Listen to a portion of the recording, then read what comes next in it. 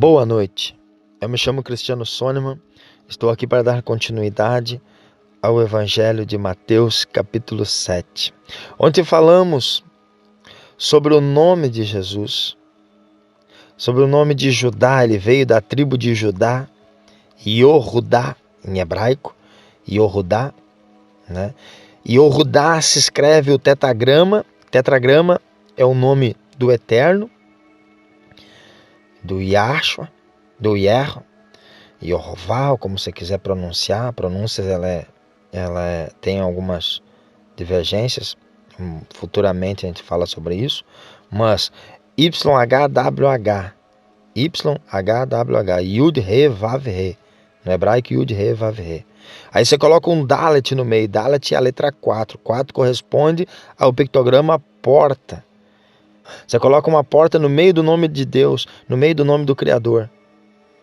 E da Yohudá, a tribo a qual Jesus nasceu. Aí você pega o nome do Eterno, Yud He Vav He. Yud,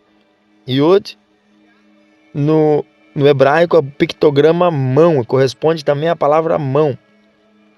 Re corresponde à palavra furo nos pictogramas. Vav corresponde à palavra prego. E Re de novo furo. Imaginem vocês o nome do Eterno, porque o nome de Jesus é o nome do Pai mais do Filho. O nome da tribo que Jesus veio, Judá, tribo de Judá, é o nome do Pai com uma porta no meio. E Yerushalayim, que é Jerusalém, é o nome do Pai, do Filho e a cidade santa. É a casa do Pai. Imagina você, mas um dia eu explico isso. Então imagina os judeus olhando para cima, olhando para a cruz, olhando para Jesus e não conseguindo entender o que o nome desse homem queria dizer. Yahshua. Ushua. O que esse nome queria dizer? Por que o nome do Criador estava ali? Observe bem. Então o nome do Criador, o nome de Deus, significa mão, furo, prego, furo. Uma mão, 2 furos e um prego. Quando ele diz ser a porta estreita, ele se apresenta com o nome do Criador. O Criador em carne, que morreria com 2 cravos, com 2 furos nas mãos, pregado em uma cruz. O próprio nome dele já estava dizendo, o próprio nome do Criador já estava mostrando como é que Jesus morreria. O nome da tribo Yohudá é o mesmo nome do Criador mais um Dalet. A porta de entrada. Ele se fez a porta, ele se fez a permissão para que pudéssemos adentrar o reino dos céus. Ele mesmo diz que não havia caminho. Abra lá em Hebreus 9, no comecinho de Hebreus 9 já fala: enquanto a primeira tenda estiver de pé, não há caminho. Para todos aqueles, lamento muito falar, para aqueles que ainda estão no Velho Testamento, que ainda estão seguindo regras e preceitos velho-testamentárias. Eu não vou entrar aqui para não ficar polêmico, mas adiante você vai aprender isso naturalmente nas Escrituras. Mas todo aquele que está seguindo regras e preceitos velho-testamentários, que a primeira tenda ainda está de pé, não há caminho, está rodeando na volta, está andando em círculos cíclicos e encíclicos e não sai do lugar. E não consegue avançar, não consegue ir à frente, porque está ainda com a primeira tenda. Não há caminho da salvação para ela. O que Jesus foi fazer nos 3 dias, o que Jesus foi fazer no céu, Jesus foi preparar o caminho, ele foi pegar o seio de Abraão, ele não foi pregar para os mortos, ele não foi fazer nada disso, ele foi transportar aqueles que não tiveram a oportunidade, aqueles que não tinham o caminho, que repousavam. Está lá a parábola do rico e de Lázaro, conta isso. Ele foi transportar aqueles que ficavam repousando nos seios de Abraão para o reino dos céus, porque ele é o Dalet. Está lá em Pedro fala que depois do dilúvio, que ele veio através, ele desceu em espírito, através do primeiro pregador que foi Noé, e pregou através dele, ensinou a verdade. Pregar é ensinar a verdade, ensinou a verdade através dele. Não é ensinar rituais, é ensinar a verdade. Noé disse: Deus destruirá este lugar, porque a iniquidade já está no DNA de vocês. Mas ninguém deu ouvidos. E Pedro disse que ele esperou com paciência. Esperou com paciência quase 4.000 anos. Quase 4 dias, como diz Salmo 90. E o próprio Pedro. Porque um dia para Deus são 1.000 anos para nós. Esperou quase 4 dias até o dia dele poder transportar eles para o reino dos céus. E assim ele fez, porque ele é o Dalet, ele é a porta de entrada. Através dele temos vida. Somente após o momento de você derrubar a primeira casa e entrar para a segunda casa. Paulo também fala a mesma coisa. Quase ninguém entende, quase ninguém entende. 99%, 98% da população mundial não entende isso. Não entende a linguagem de Paulo. Paulo fala na linguagem de maridos, aquele que ainda está com o primeiro marido.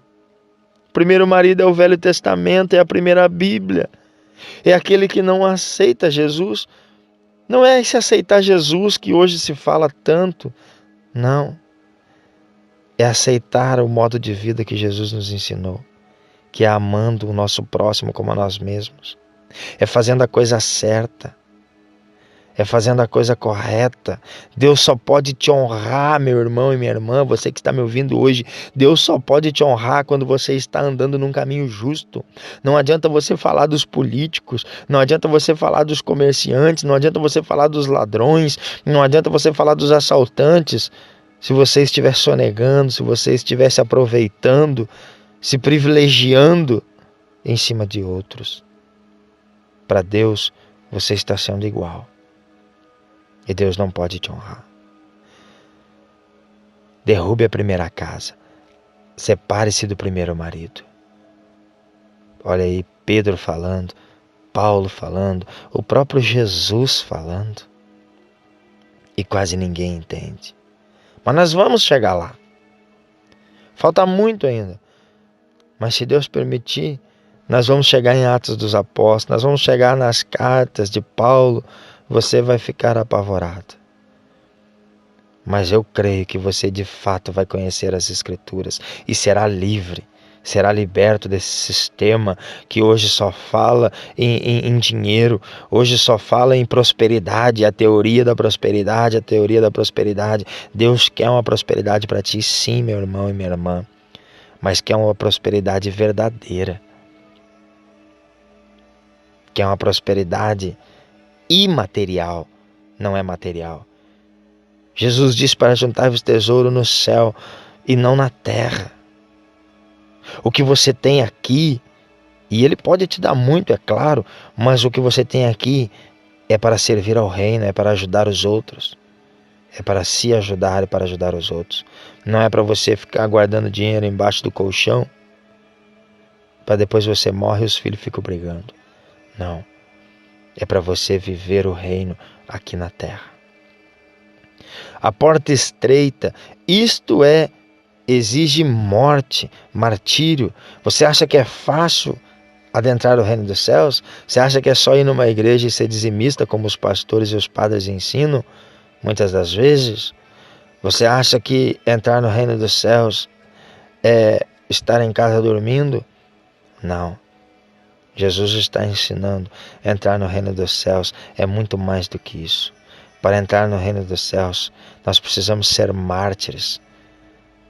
Nós precisamos morrer para a carne, morrer para o mundo matéria. Nós precisamos viver para o mundo espiritual. Não é viver dentro de uma igreja, não. É muito mais do que isso. Isso é terreno, isso é coisa do homem. Isso foi o homem que criou. O que Jesus ensinou é que nós vivamos uns para os outros. E o nome do Messias, Yud, mão, Re, furo, Vav, prego, Shin, Ain, Yud, Re, Vav, Shin, Ain. Esse é o nome do Messias, o nome de Jesus. Yahshua. É o nome do Pai, o nome do Eterno, mais um Shin Ain no final. E o que é no hebraico Shin Ain? O que significa essas duas palavras, essas duas letras? Shin, dente, Ain, olho.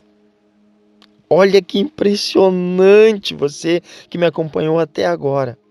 Imagine você, os judeus, olhando para Jesus na cruz, o seu nome escrito em uma tabuinha em cima da sua cabeça, junto com o seu pecado, ser o rei dos judeus. Imagine você, eles olhando, Yud, Re, Vav, Re, Shin, Ain. O que quer dizer o nome desse homem? Mão, furo, prego, dente, olho. E eu te pergunto, como que ele morreu? Com 2 furos, um em cada mão. Pelo um prego, perfurado pelo um prego. Quem é que matou ele? O olho por olho, dente por dente. O próprio nome do Criador. Quem te ensinou isso? Algum dia, quem te ensinou? Você que frequenta uma igreja, quem é que te ensinou isso? Vai lá pesquisar para você ver se não é isso. O próprio nome de Jesus já dizia como seria a sua morte. Deus de antes da fundação do mundo, como disse João. Imagine você quando ele recebeu o nome dele. Yahshua. Yeshua, ou como você quiser pronunciar, Jesus, ou Jesus, né, que é latinizado. Não tem problema. Imagine você. Eles olharem e dizer: mão, 2 furos, um prego, um olho e um dente. Que nome é esse? Quem é que o mataria? A lei, a Torá, a Bíblia. Jesus foi morto pela Bíblia. Pelo olho por olho, dente por dente. Jesus foi morto pela lei. Eles julgaram Jesus pela Bíblia. E quem é que julgou ele 70 anos, em 70 depois de Cristo? 30, 40 anos depois? Quem é que julgou eles? A própria Bíblia. Tito Domiciano veio e destruiu Israel. Talvez você não saiba, mas se você estudar cultura, se você estudar história, você vai ver que aproximadamente, está nos registros, aproximadamente 500 judeus, não estou exagerando, aproximadamente 500 judeus por dia eram crucificados ali mesmo onde Jesus foi crucificado. Você sabia disso? Em 70 depois de Cristo, quando Tito Domiciano veio e sitiou e destruiu Israel, destruiu o templo, aproximadamente 500 judeus por dia eram mortos ali mesmo, naquele mesmo lugar. Imagina, cumprindo-se aquilo que Jesus falou: com a medida que julgares, também será julgado. Quem é que matou Jesus? O olho por olho, dente por dente. A própria Bíblia. Como ele mesmo já havia ensinado. Como o próprio nome dele já dizia. Como é que mataram ele? Furo, prego nas mãos. Ele é a própria lei. Ele é o olho, ele é o dente. E que seria morto pela lei, pela Bíblia. Agora você pode entender o que os sábios entenderam ao olhar para a cruz e ver o Yahshua e o significado diante deles. E por isso, alguns ainda disseram: verdadeiramente matamos o Filho de Deus. Eu fico por aqui, estendi até demais. Que Deus abençoe.